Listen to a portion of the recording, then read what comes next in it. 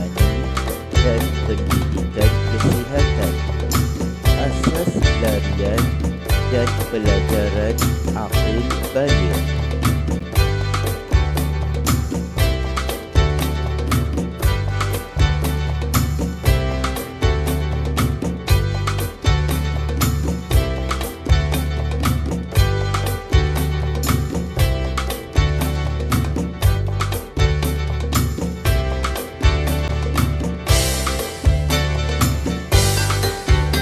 Asas larian. Asas larian ialah larian jangka pendek dan larian jangka sederhana yang dilakukan pada kadar semula jadi pelari. Asas larian perlu dilakukan dengan kerap. Ia merangsang peningkatan besar dalam kapasiti aerobik dan ketahanan ketika berlari. Selain itu, asas larian boleh membentuk sebahagian besar dalam jarak larian tujuan anda.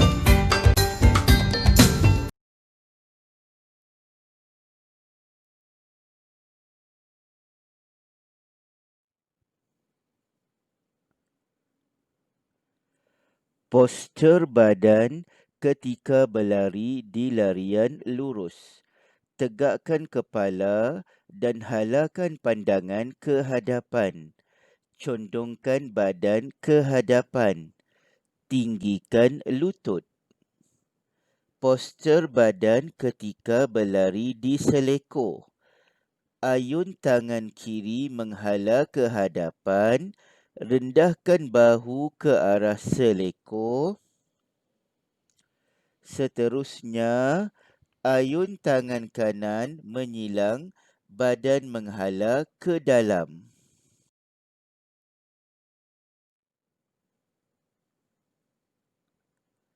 Asas larian. Gambar pertama menunjukkan kedudukan tangan dan kaki semasa bersedia. Kaki diletakkan di atas blok.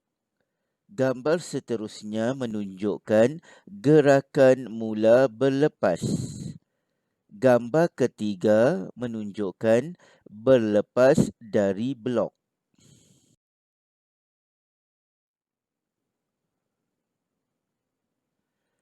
Asas larian. Teknik semasa larian. Pertama, apabila kaki sebelah kanan bertindak sebagai penggerak ke hadapan, siku tangan kiri akan bergerak ke belakang. Kedua, apabila kaki kanan memulakan pergerakan baharu ke hadapan, tangan kiri juga turut melakukan reaksi yang sama untuk memulakan pergerakan atau tindakan ke belakang. Ketiga, hayunan tangan dan kaki adalah penting serta dilakukan secara berlawanan untuk pelari meningkatkan kepantasan. Keempat, pelari juga perlu menumpukan perhatian, tenang dan bersahaja supaya pelari mempunyai tenaga simpanan yang akan digunakan untuk membuat pecutan pada fasa akhir larian.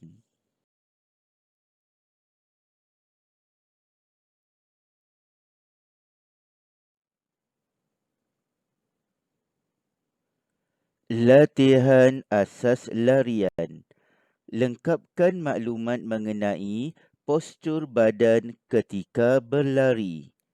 Murid-murid, sila semak jawapan yang betul.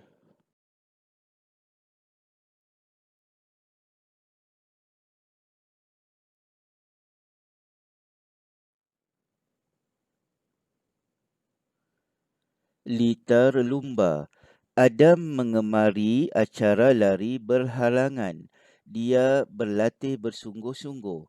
Saya perlu mengekalkan kelajuan larian untuk mendapatkan jumlah langkah yang tekal setiap kali melepasi halangan. Rakan saya memerlukan 4 langkah untuk melepasi halangan. Saya hanya memerlukan 3 langkah kerana langkah saya besar dan saya berlari laju. Saya mesti cuba mengatasi semua halangan dengan pantas.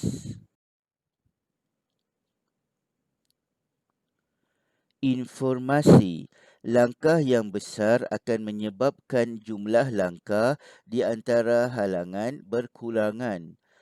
Antara faktor yang menyebabkan langkah yang besar termasuklah ketinggian atlet dan juga kelajuan langkah larian. Apabila kelajuan larian bertambah, jarak langkah juga bertambah.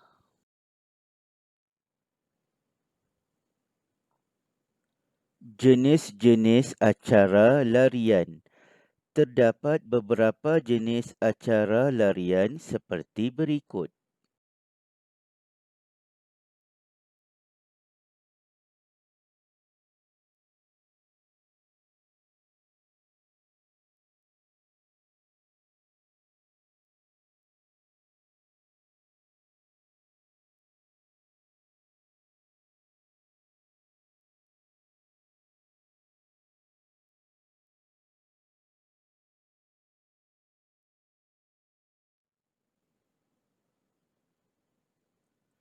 Latihan asas larian.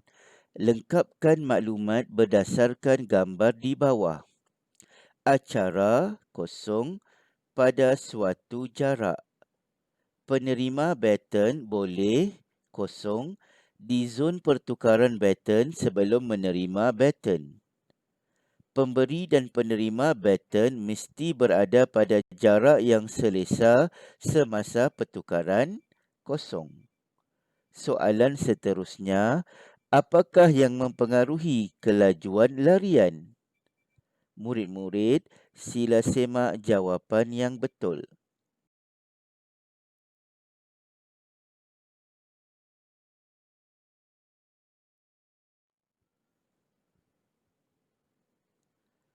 Pelajaran akil baligh dan Peirce. Antara perkara yang disentuh iaitu tentang keluarga, emosi, stres, buli, bahan terlarang, keselamatan, perubahan fizikal dan menghargai.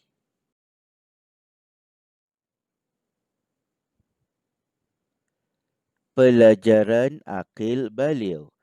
Manusia akan melalui peringkat usia bermula daripada seorang bayi yang tidak tahu apa-apa sehingga kembali menjadi tua yang tidak ingat apa-apa, iaitu nyanyuk.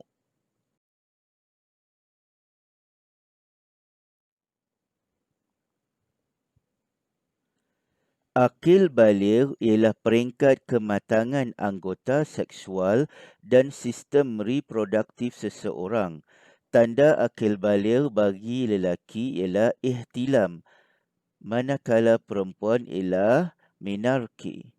Apabila seseorang mencapai akil baligh, beberapa perubahan fizikal akan berlaku pada dirinya. Akil baligh berlaku sekitar umur 9 hingga 16 tahun. Akil baligh lelaki iaitu ihtilam atau mimpi. Perubahan fizikal, mengalami perubahan bau badan, tumbuh misai dan bulu dada, halkum jelas kelihatan dan bersuara garau, dada membidang, zakar membesar, tumbuh bulu di ketiak dan pubis, otot tangan dan kaki membesar. Maksud ihtilam ialah ejakulasi atau pancutan air mani kali pertama ketika tidur.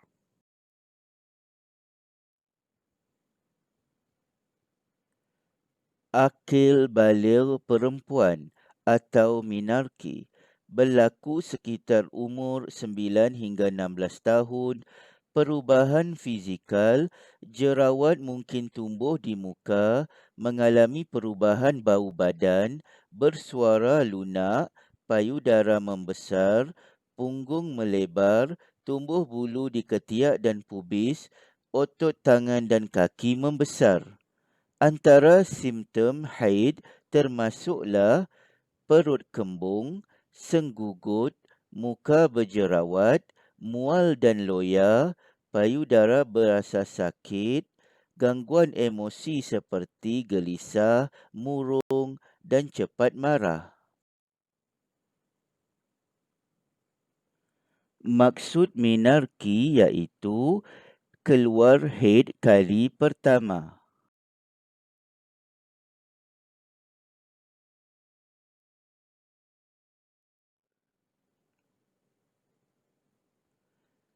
Pelajaran akil baligh, kebersihan diri.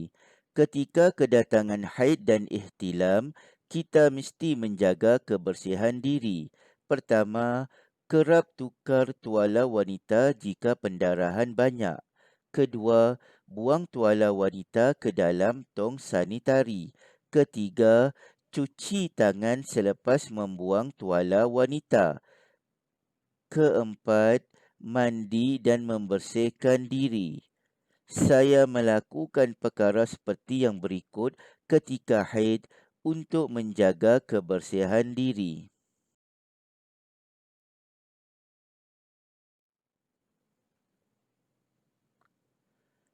Pelajaran akil baligh. Saya melakukan perkara seperti yang berikut ketika ihtilam atau selepas mimpi untuk menjaga kebersihan diri. Pertama, menukar baju. Kedua, mandi dan membersihkan diri. Ketiga, membasuh dan menukar cadar. Keempat, menjaga kebersihan pakaian dalam.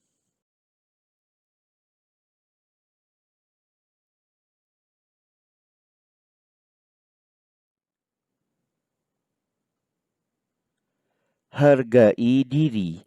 Hafiz menyedari akan perubahan yang berlaku pada dirinya selepas akil baligh.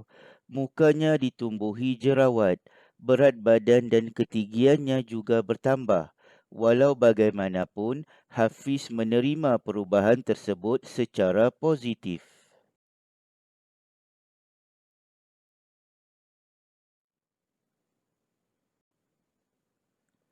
Saya perlu berpakaian kemas dan tampil menarik untuk menambahkan keyakinan diri.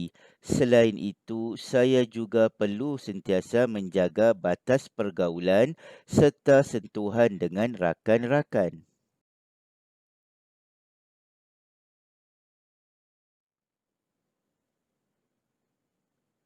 Soalan, nyatakan perubahan-perubahan yang mungkin dialami oleh seseorang perempuan semasa haid.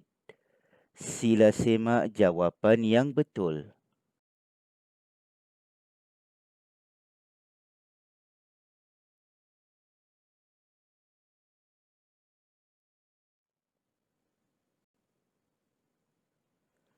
Latihan pelajaran akil baligh. Nyatakan perubahan bagi lelaki dan perubahan bagi perempuan selepas mengalami akil baligh.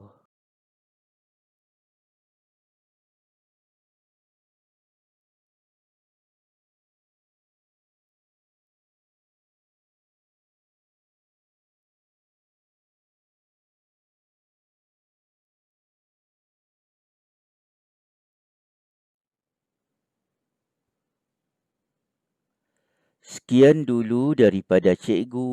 Diharapkan murid-murid telah lebih memahami tajuk asas larian dan pelajaran akil baligh.